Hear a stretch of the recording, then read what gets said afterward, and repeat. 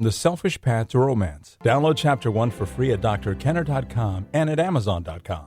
This last week with Dad, it's been a living hell. When I'm there, I feel like my territory's being violated. When I'm not, I'm worried about what he's up to. Look at me, I'm a nervous wreck. You don't still have the brochures from those rest homes, do you?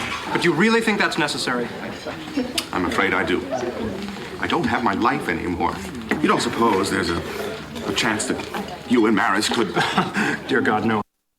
One emailer wrote to me and said, I am sure that you will never discuss this email openly on one of your shows.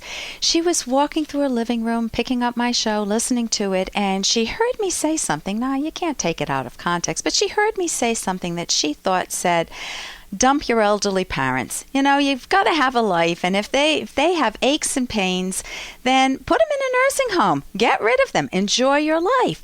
And so she wrote me a very, very lovely, tasteful letter, very strong letter, but very tasteful, saying, Dr. Kenner, I know you're a professional and you've studied in the books, but you've got to have compassion for others, and you don't learn that in any book. So she's assuming that I don't have compassion for others, and so she's got a view about me that is woefully mistaken, but she's right on one point. So here's a piece of a longer email. She said, Dear Dr. Kenner, the one thing our young society today is missing is compassion for others. Without compassion for others, what do we have? We have a society of people who never experience inner peace and satisfaction. They are too busy in their me world. Okay, so you picture the people kind of polishing their nails. Now I get my nails done. You picture, just somebody that's a total narcissist, totally me only. And she says, sacrifice builds strong character. Okay, I fully disagree with that, but I'm coming back to that in a minute.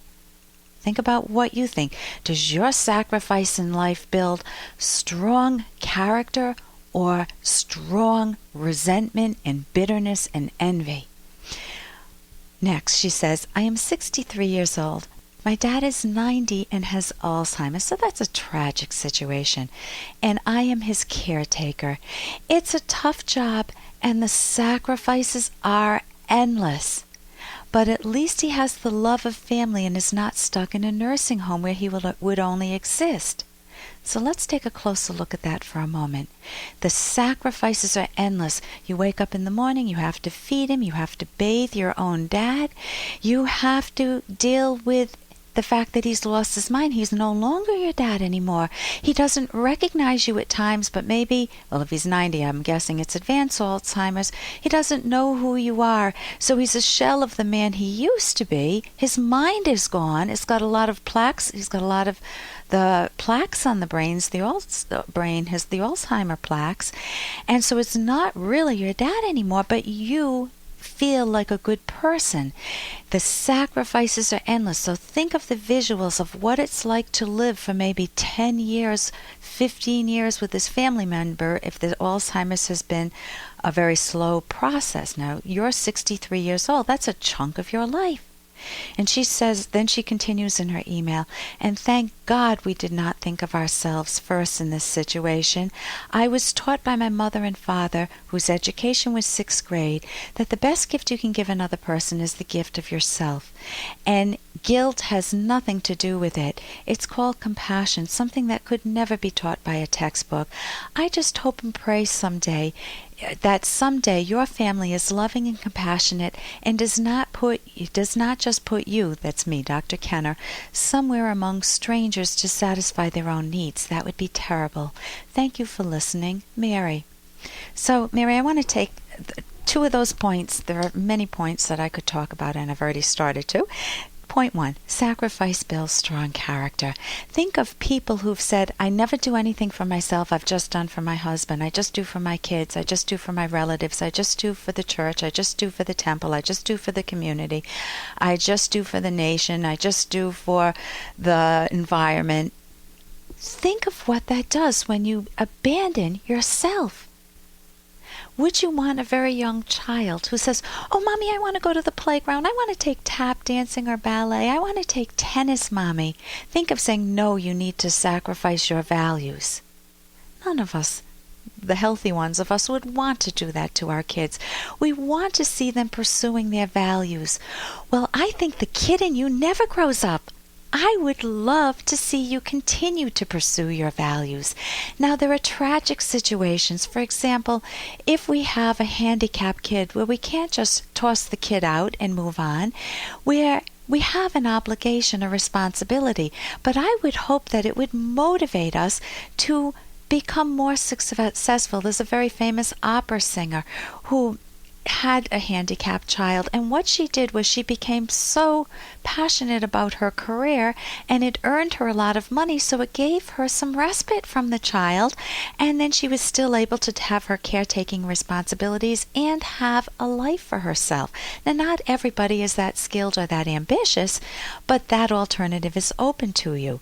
So here's what I would think. Hey, I got to interrupt this because we've got to pay some bills. 30 seconds, that's it. A very quick ad, and then Ellen will be back. Romance. Ugh, I wish guys knew more about what we want from a relationship. Boy, I wish I knew more about what I want. Where's that ad I saw? Here it is. The Selfish Path to Romance.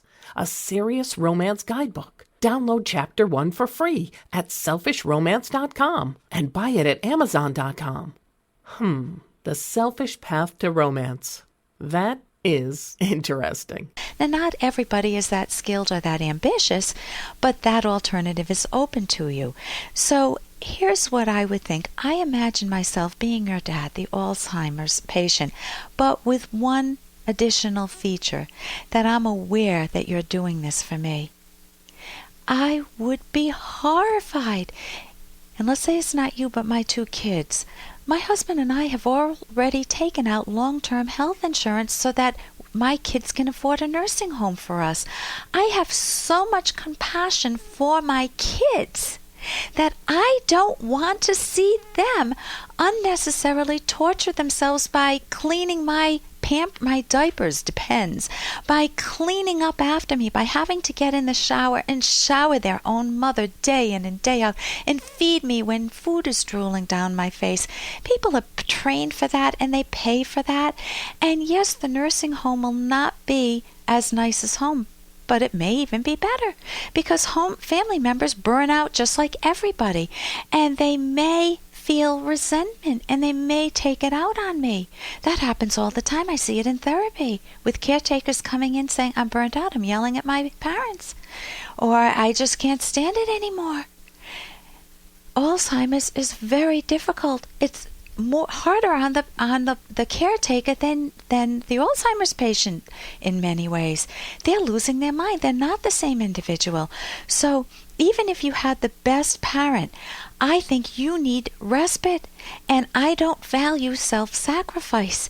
Now, if your alternatives are limited, I would still hope that you would have other family members who would pitch in. But if you have the capacity and you're not looking for the inheritance to spend the money to liberate yourself, you can still visit them anytime you want in the nursing home. My mother-in-law had an incapacitating stroke. She was a tall, heavy woman. No way I could lift her. She was in a nursing home. She couldn't speak. She couldn't walk. And the people were lovely there. So you assume that all nursing homes are equal and that they're all bad. That's not fair to nursing homes. Many of them have lovely people. In fact, I personally thanked each one with a lovely note when she finally passed away. They were lovely. So I would take a closer look at that and see if you wouldn't want your father to have the ability to have compassion for you and to love your own life and to still visit him, but to love your own life. For more Dr. Kenner podcast, go to drkenner.com and please listen to this ad. Here's an excerpt from The Selfish Path to Romance, the Serious Romance Guidebook by clinical psychologist Dr. Ellen Kenner and Dr. Edwin Locke. When it comes to relatives or children, your partner comes first. Parents and in-laws must not become a source of marital resentment.